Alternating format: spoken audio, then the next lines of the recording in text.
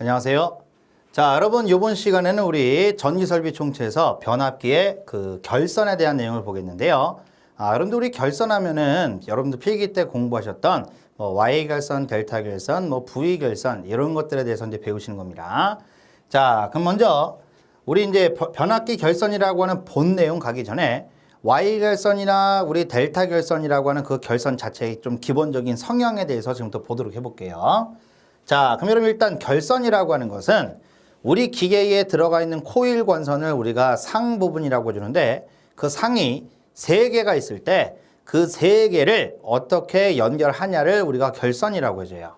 그 대표적으로 이제 Y와 델타 결선이 있는데 먼저 자, Y와 델타 결선 특성 중에서 Y결선에 대한 것부터 봐볼게요. Y결선. 그럼 Y결선은요. 자, 우리 기계에 있는 코일 권선 3개를 한 점에서 만나게끔 해주고요.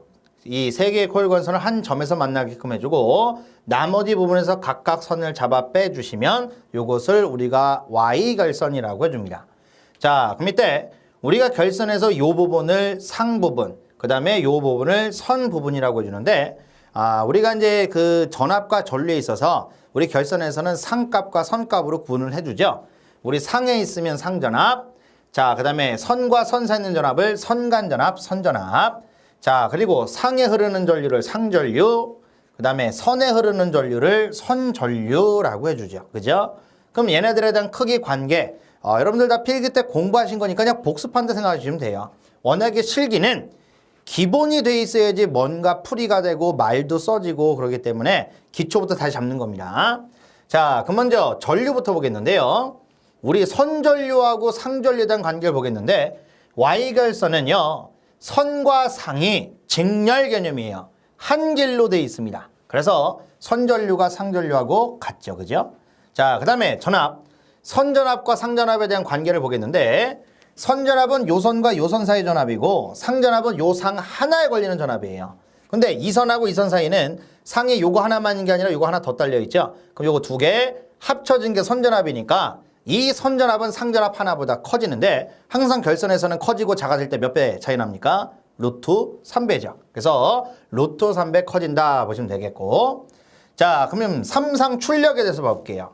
우리 출력이니까 P고 삼상이니까 3파이라고 쓰는 건데 우리 P 출력이라고 하는 것은 자, 전압 곱하기 전류 해주시면 되는 거죠. 그죠? 근데 자, 여러분 이 상 부분이 바로 코일 권선 부분이래요. 그럼 얘가 만약에 발전기라면 우리 발전기 코일 권선에서 기전력 전압이 생기고 그러고 나서 이제 뭐 하는 거예요? 부하를 걸면 바깥으로 우리가 전기를 내보내죠. 나가는 게 출력인데 출력은 어디로? 선으로 나가잖아요. 그래서 선값으로 기본적으로 계산합니다. 만약에 얘가 전동기라면 이 코일 권선 부분이 전동기란 기계 내부 부분이고 우리 전동기에다가 전원을 공급해서 자, 전원을 공급해 주려면 전선을 꼽아야 되겠죠. 그럼 전선을 이렇게 꼽는데 그러면 얘 전동기에다가 우리가 전기를 집어넣어야 되잖아요. 그럼 들어가는 게 입력이죠. 그럼 입력이라고 하는 거 그것도 선으로 갑니다. 그래서 입력이 됐건 출력이 됐건 우리가 기본적으로 선값으로 계산을 해줘요. 그러면 우리 P라고 하는 것은 선전압 곱하기 선전류 해주시면 되는데 삼상일 때는 단상일 때 몇 배? 루트 3배가 되죠.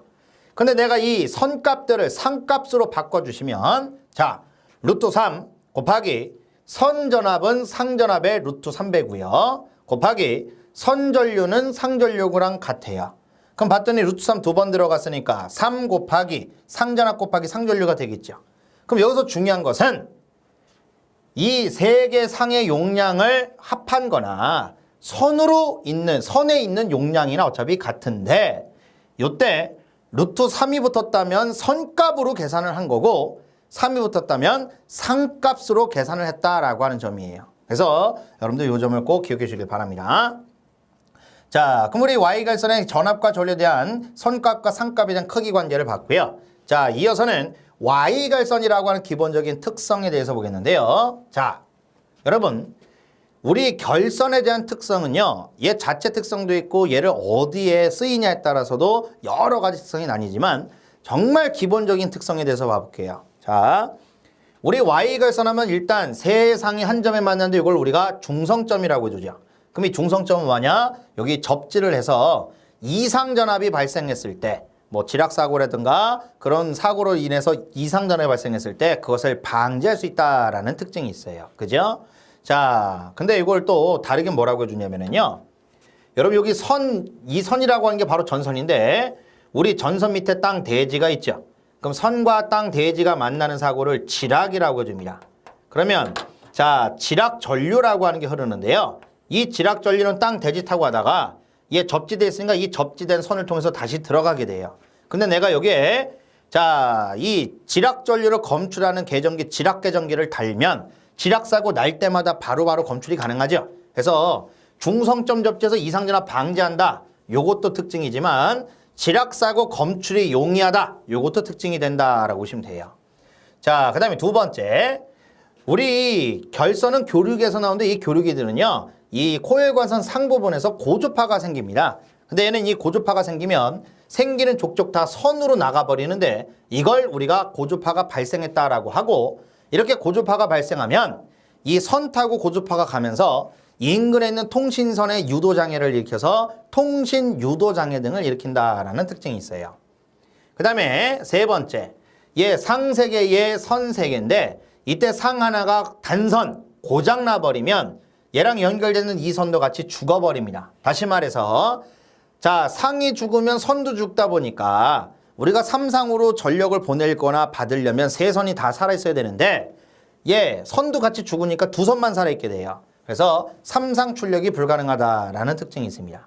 그럼 요 내용들을 정리해 놓은 것이 바로 요 밑에 있는 내용들이다라고 봐주시면 되겠고요. 자, 그 다음에 이제 우리 Y결선에 대한 극성, 감극성이라고 써져 있는데 자, 요게 잠깐 뭔지 좀 잠깐 설명드려 볼게요. 여러분들 우리가 극성이라고 하면은 기본적으로 전압의 플러스 극성, 마이너스 극성을 말하는데 자, 여러분 우리가 지금 공부하는 변압기 이 플러스 마이너스 극성이 있어요, 없어요? 있어요.